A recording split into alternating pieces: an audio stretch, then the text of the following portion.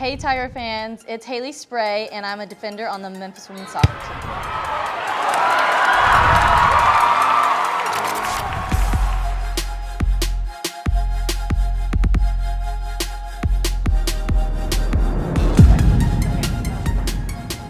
Yeah, we can do whatever you want to do. All right, ready? Yes. Okay.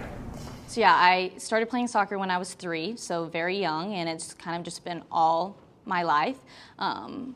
I grew up with a single mom for most of my life, so it was always me and my mom on all the away trips and everything, and she's my biggest supporter, so most of the time I was playing because I loved it and to make her proud because I knew she loved to do it too. At a young age, my mom found out like, oh, this is her sport, with my aggressiveness and just how much I was so focused and driven in the sport. And then as I got older, I increased the level I was playing at, and then I would do like a ton of outside training and everything to like improve in areas. And then I started with ECNL, and that's when I really got into my college recruiting phase, and I would look around at colleges and basically send them my highlight tapes. And when I started getting a lot of attention, I knew like I could get something really good, and that's when Memphis found me, and that's history. So the recruiting, it was actually funny because obviously you have multiple coaches at a school.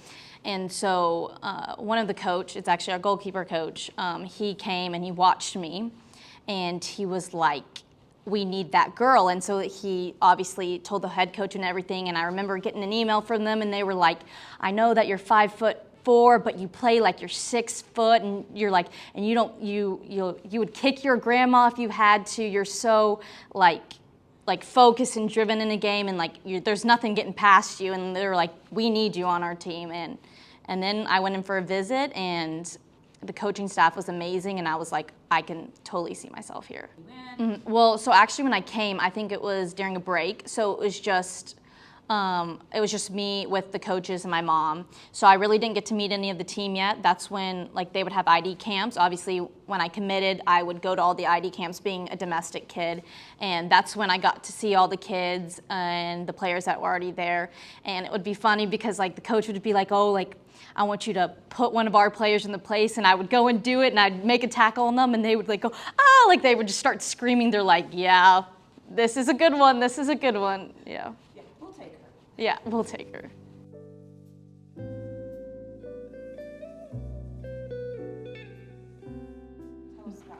I do enjoy being a student athlete. I find it very hard. It is very hard balancing school and soccer, especially when you go on away trips. You're so focused on the game that you don't really like think about your school, but that just comes with staying driven in the sense that you gotta account for time. And I think that the student life outside of sports, like going to support other athletes, I think it's really good here, especially like you can think of like our past game. We probably had every other sport at our game out there supporting us, which just means so much. And we do that in return for other sports too.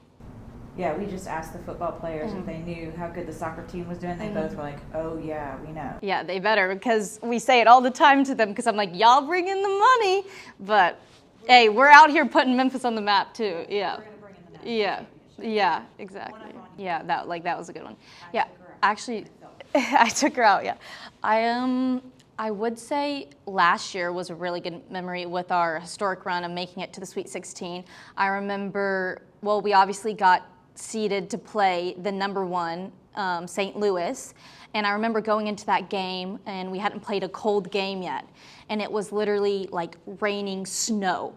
And I had a feeling, I was like, I don't know how I'm feeling about this. And we get in there, we basically play a defensive game the whole time. I'm making tackles everywhere. And then finally we get into the second half, and like Sarah scores this beautiful goal in the beginning of the second half. And I was like, oh my God, this is for real. This is for real. And then I just remember the whole rest of the game, it was just a defensive game. And I was like, all we have to do is just keep it out of the net. And then obviously we went to Mississippi State, blew Mississippi State out 4-0. And then that's when we were like, oh my gosh, we just made Sweet 16 for the first time in history. And we had made like a deal with the coaches, like, oh, like will we get dunks if we win? So after everyone could like care less that we just won, it's like, we're getting dunks, we're getting dunks. And then obviously we played Arkansas and we were down 2-0, came back, scored 2, then they scored, we scored, which was just an insane game. And then we had PKs, but I think like at that moment, even though we had lost in PKs, I just had a feeling of like, I did all that I could. Our team did all that we could. We had an amazing season, and we really made everyone proud.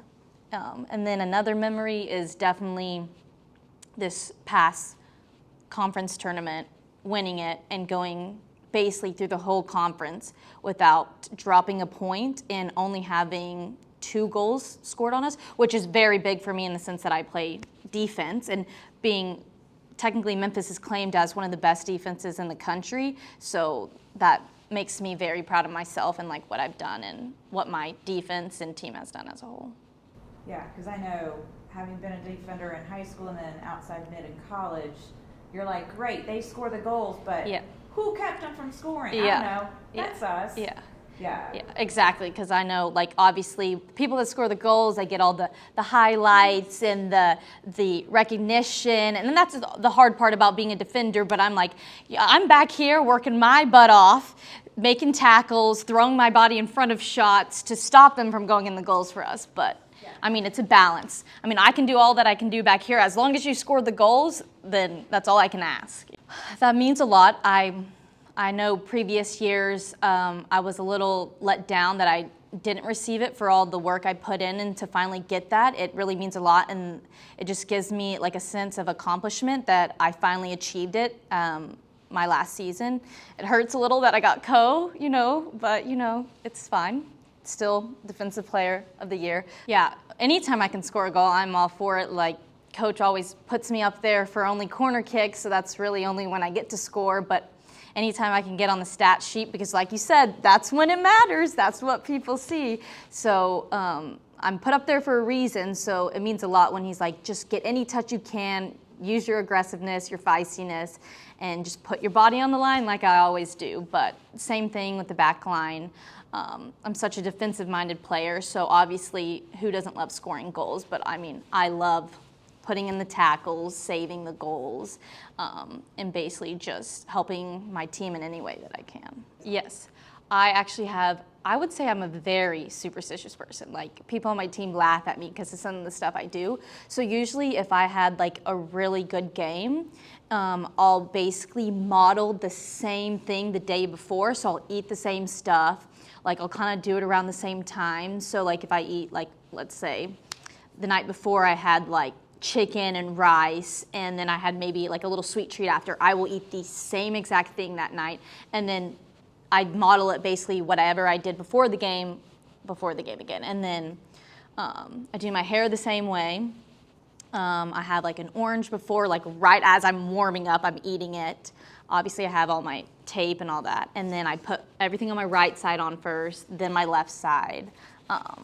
And then I always send my mom a little text, like basically telling her like what my goals are for the game. Like, I need to give 110%, play with my heart on my sleeve, like all for God's glory, like right before, and yeah.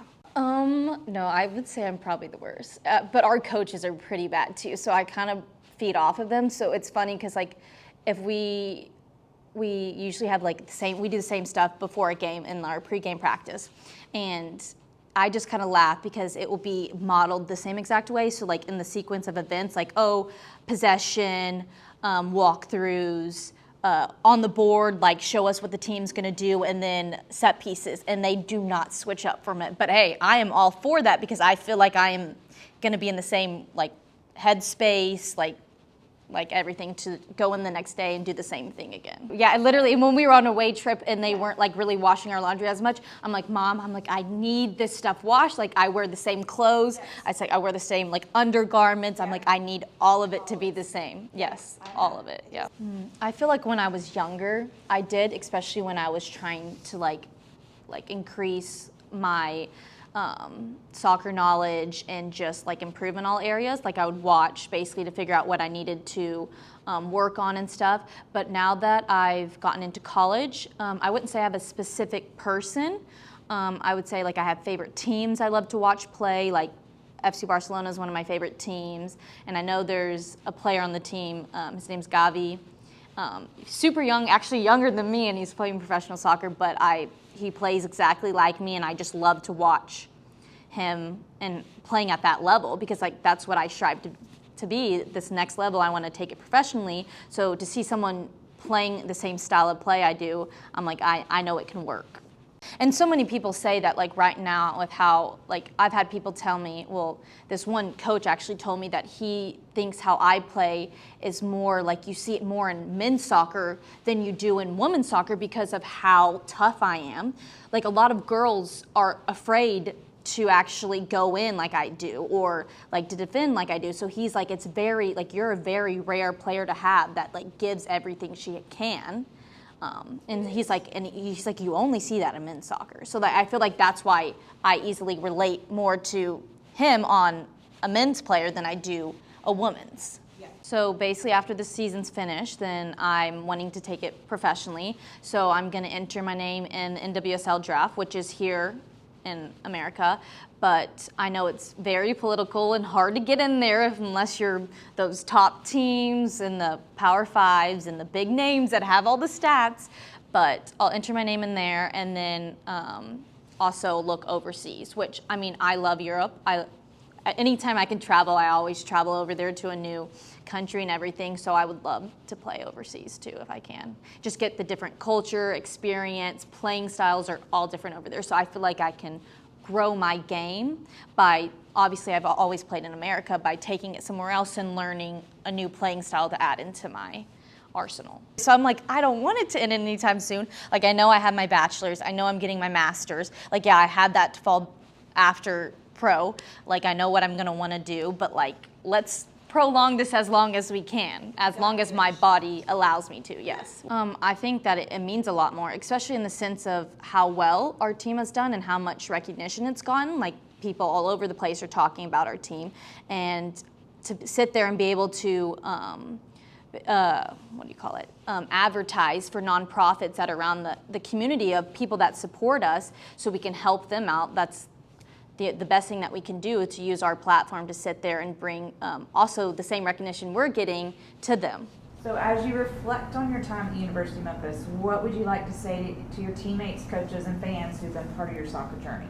Oh, that's really hard. I know. Yeah. Yeah, it's hard because I'm not ready to wrap it all up yet, you know? Yeah. Well, I would like to say thank you to all of them for pushing me to become my very best, to help me to achieve my goals, challenging me, also not challenging me on the field, but also as a person as a whole, helping me grow to become a better woman, not just on the field, but also in the social world, business world, and I couldn't have asked for a better group. Team chemistry is unreal, and I will have forever best friends from here, and especially relationships with my coaches, because they've helped me through so much, been through everything with me, through the ups and the downs. Yeah.